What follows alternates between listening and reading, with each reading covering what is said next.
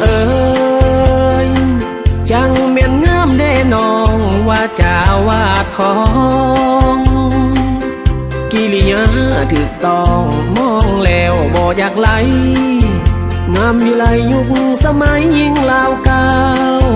นุ่งถือตามประเพณีของเฮาสาวงามดังดวงบุพาสมซื่อเลี้ยวนาทั้งโจบทั้งงา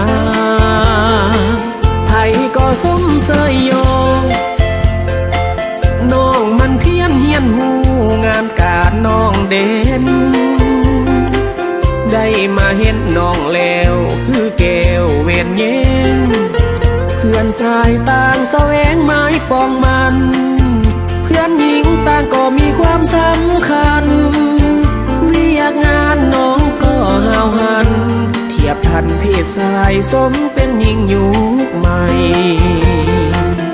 บูหานกาวไว้งามน้ำใจสู้ทนอดออมงามแต่หูแต่จูบบ่หอ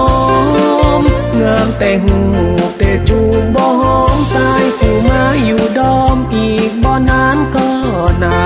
ยโอ้น้อสาวเจ้าวิไลงามน้ำใจใส่ความสามารถ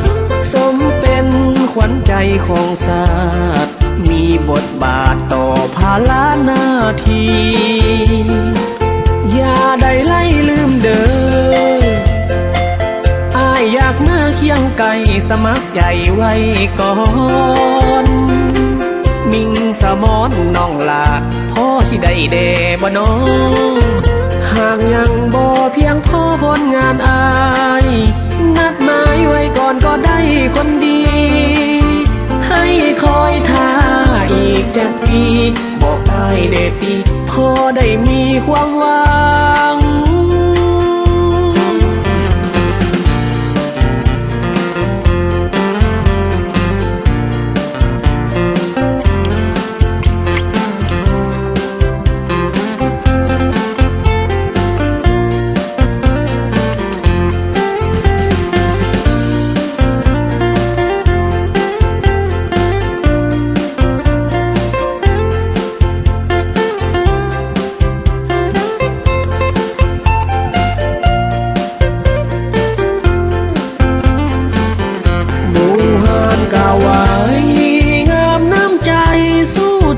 อดออมงามแต่หูแต่จูบบ่หอมงามแต่หูแต่จูบบ่หอมสายผู้มาอยู่ดอมอีกบ่นานก็นายโอ้น้อสาวเจ้าวิไลงามน้ำใจใส่ความสามารถสมเป็นขวัญใจของศาสตร์มีบทบาทต่อภาระหน้าที่อย่าได้ไล่ลืมเด้ออ้ายอยากมาเคียงไก่สมัครใจไว้ก่อนมิงสมอนน้องลาพ่อสิได้เดบ่น้องหากยังบ่เพียงพ่อผลงานอาย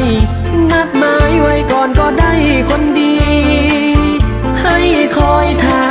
อีกจากปีบอกได้เดปีพอได้มีความหวัง